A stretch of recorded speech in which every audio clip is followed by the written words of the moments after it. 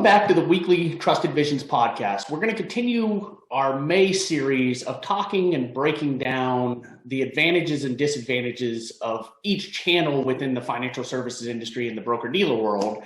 And this is probably at least one of my favorite, because I spent the majority of my time in this space, being the independent broker-dealer space. And as we've done in previous weeks, talking about the advantages and disadvantages, we're going to break this one down to talk about the advantages and disadvantages, as well as who's the right fit for the independent broker-dealer model. And then we're going to take it one step further to really break down the differences in the independent broker-dealer model, because it's a lot different in this channel than the wirehouse or financial institutions channel, because not only do you have to look at the advantages and disadvantages, but you also have to break down ownership structure and things to think about. So Shaun, David, thank you for joining me on this week's podcast. Greatly appreciate your expertise. I think, Shaun, I hope I speak correctly that you've spent the good majority of your career in this space as well as you, David. So this is one of the most fun ones.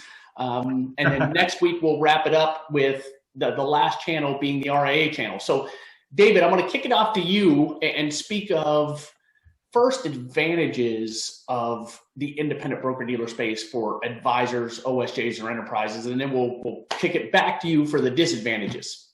You bet. I appreciate it, guys. First and foremost, the independence channel is what you get: independence. That's probably the biggest thing that you're going to have out there, and the word speaks for itself on that side.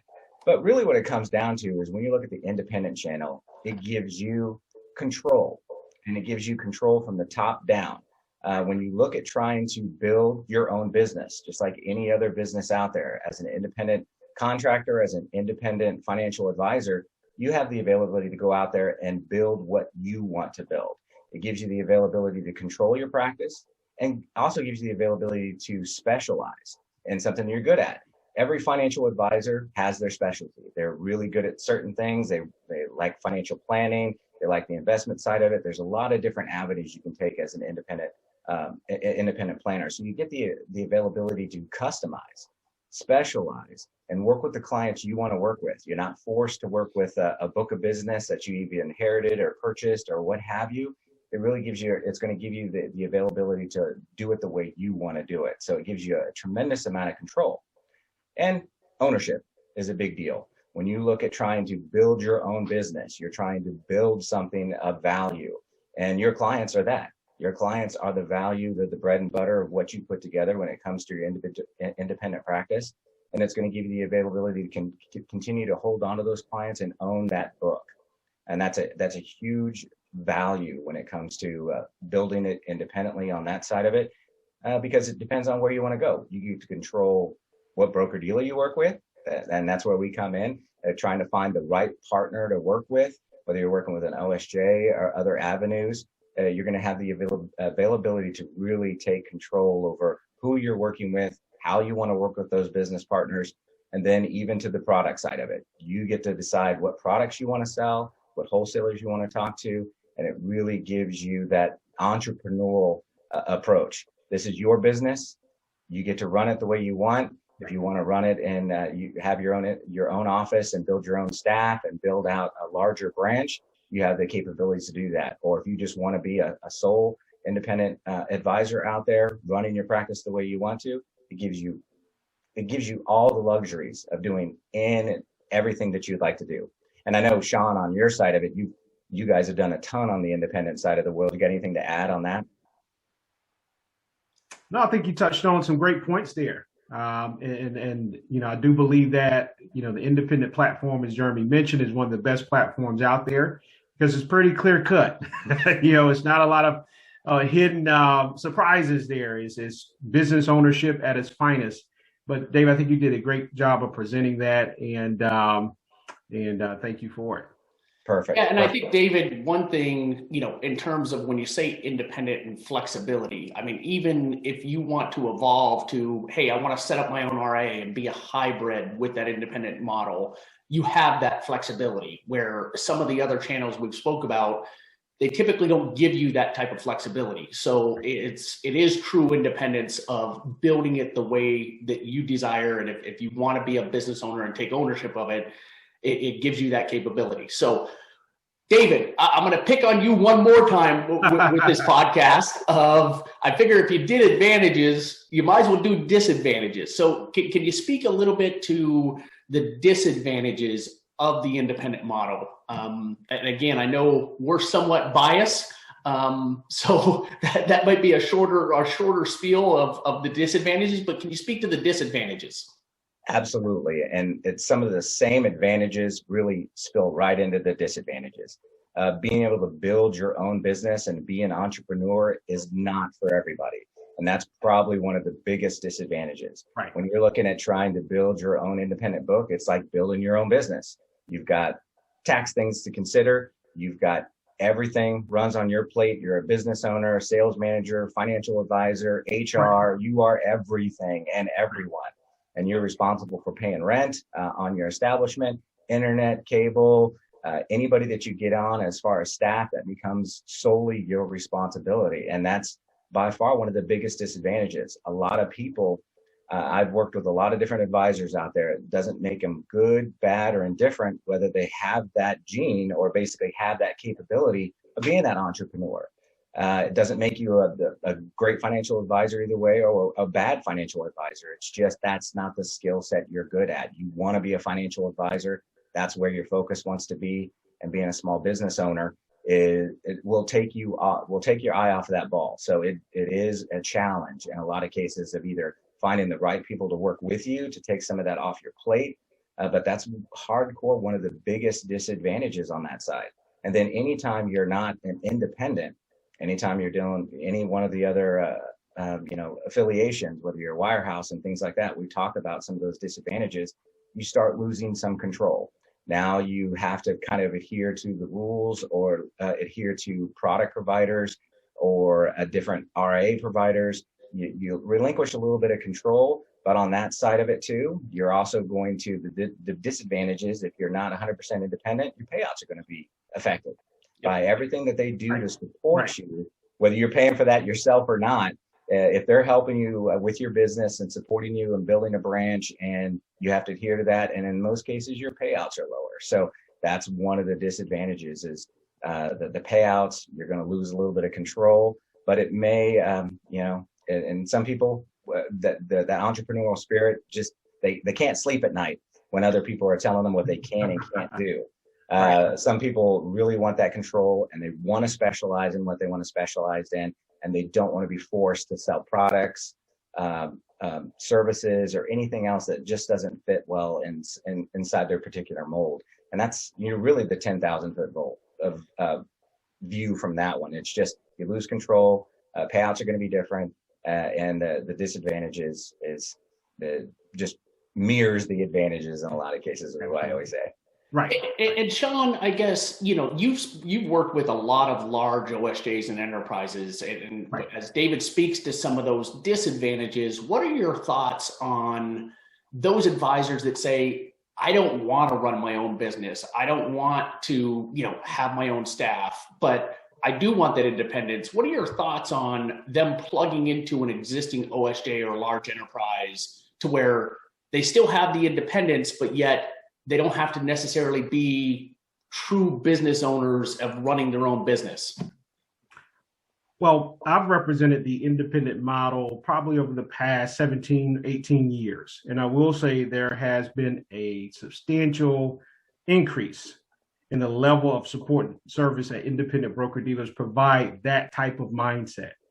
And that is in the form of the evolution of the OSJ enterprise. You have OSJs now in 2021, and I started to see this more an uptick probably around 2015, where they'll even provide an advisor with the office space for a payout. Obviously it'll be a reduction in payout, but they'll still provide with an office space.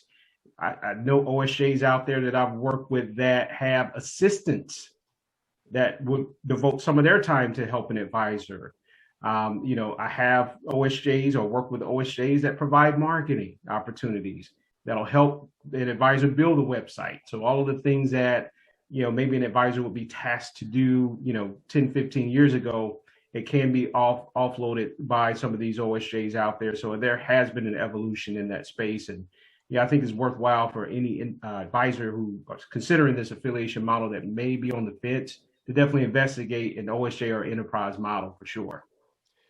Yeah, and I think, as we've worked with a lot of advisors that have plugged into those enterprises or OSJs, I think that's where teams like Trusted Visions really come into play. And I think you spoke about this a few weeks ago, David, of there's also things to look out for or investigate when you're looking at different OSJs or enterprises and the way they're structured and the way that their contract is, because you don't want to get while you're independent, you don't want to get in a situation where you can't get out of it. Right. You think you're independent, but you're really not. So maybe that'll be a topic for next month. But with that, David, thank you for the advantages and disadvantages. Similar to previous weeks, Shaun, if you want to talk about a little bit about who fits the independent broker-dealer model from an advisor, OSJ, or enterprise standpoint, like who is the ideal fit that should be considering that model? Sure. Well, throughout my years of experience, I've had the great opportunity to work with many captive advisors that have made the transition to independence.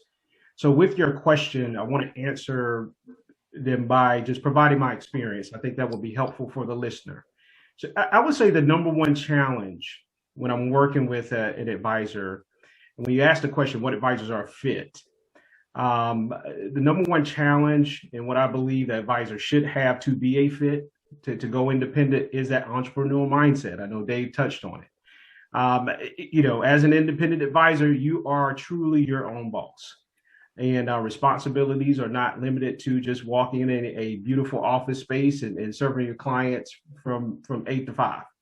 You're going to be there long hours. The light bills, P&L, even cleaning restrooms in some case will become, your job per se.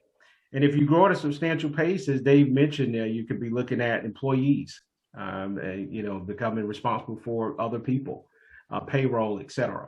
However, with that said, most independent broker leaders do provide that support to assist. So that is, in my experience, that was the hurdle, right? And that's how I determined, okay, if this advisor was a good fit.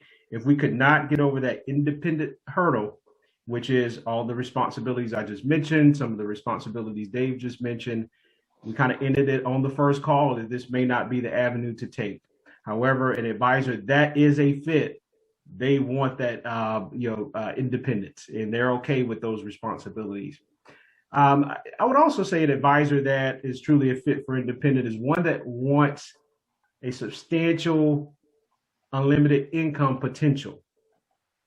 Now, I'll preface that by saying, what advisor doesn't want that, right?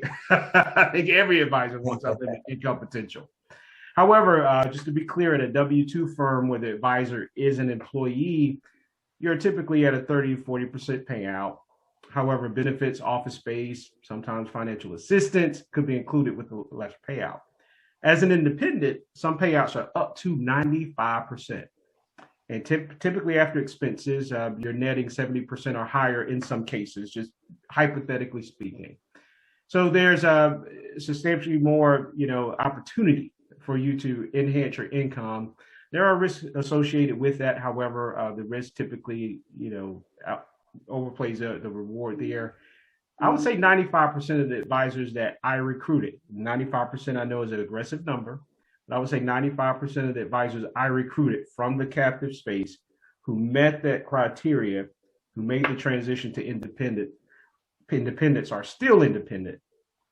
And the comment that I would hear often is, I should have done this starting out, or I should have done this 20 years ago. Another point as to what advisors are fit is something Dave mentioned, flexibility to serve your clients and offer customization as far as client offerings. I've heard from so many advisors when I was recruiting, the advisor from the wirehouse that, I feel limited in what I can offer my client. I feel like if I had a different scenario, I could just, be more flexible with what I can offer. And that is indeed true. As an independent, you do have more flexibility to alter your offerings to find the best products for your clients. This allows the advisor to adapt, their advising strategy to truly fit, the client's need. Another topic I just want to touch on, and I don't want to take up too much time here. This is for the listener. I know that, if you're thinking about production requirements, I honestly don't think there's a production requirement. I really believe that the entrepreneurial mindset outweighs the production requirement. As we mentioned, as Jeremy mentioned earlier, and Dave as well, you have enterprises now, even if you're a $100,000 producer, but you're adamant about becoming an independent advisor and being a business owner, there are opportunities for you through some of these affiliation models within the independent channel. So just from my experience, those are some of the key, bullet points that I believe an advisor must have or must want or aspire, for to become a successful independent advisor. Perfect. Thank you, Shaun. So with that, let's move on. And this is a little bit different in the independent channel than the wirehouse or financial institutions of other things to think about. Because with financial institutions and wirehouse, it's pretty much similar with one firm to the next. With independents, some other things that I think you really need to think about is, first and foremost, ownership structure. And, when I say ownership structure, how is that broker-dealer owned or structured? Is it owned by private equity? And not saying private equity is bad, but you have to go into it with the understanding as an advisor, OSJ, or enterprise, as being part of private equity, you are going to be sold at some point in time. It's not a matter of if, it's just when. And again, that's not necessarily a bad thing. There are broker-dealers out there that have been owned by private equity.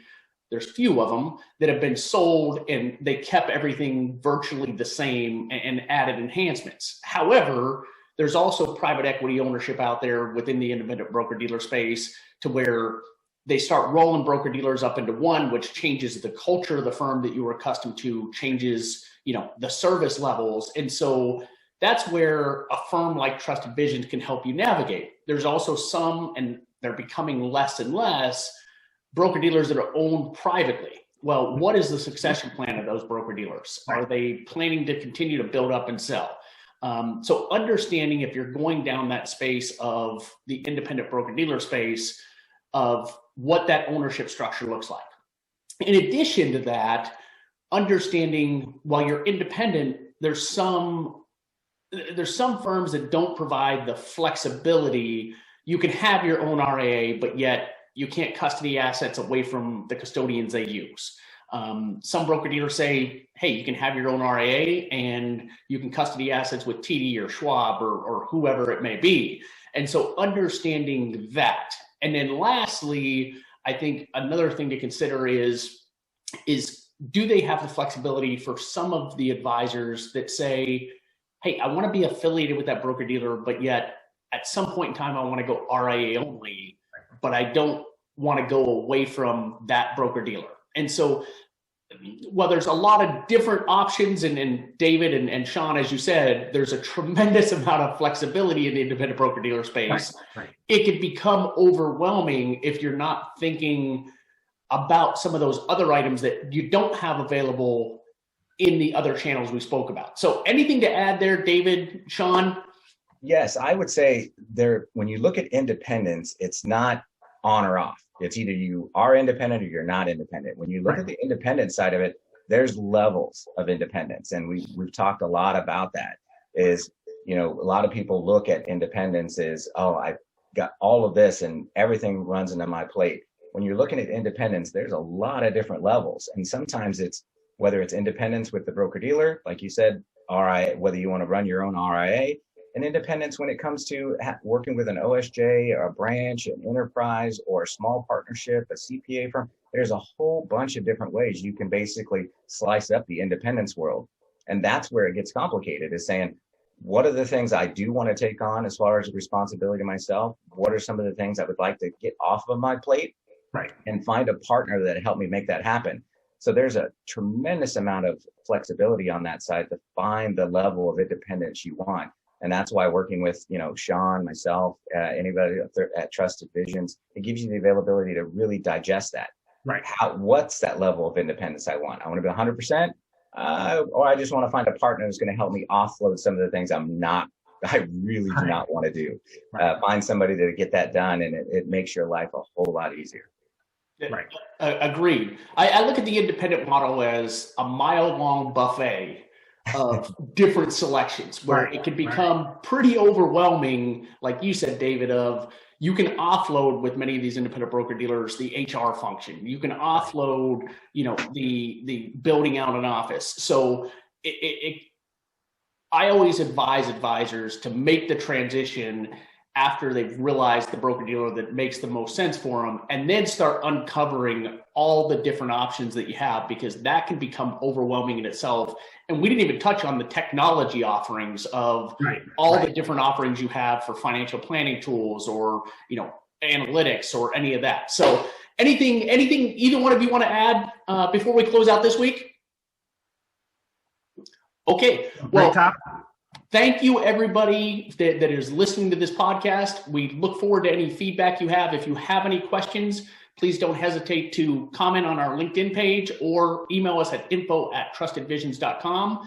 Next week, we will roll into the final segment of this, which is probably one of those more controversial sides, being the RIA side, and talk about that. Thank you again, Shaun and David, for taking part of this. We look forward to next week's.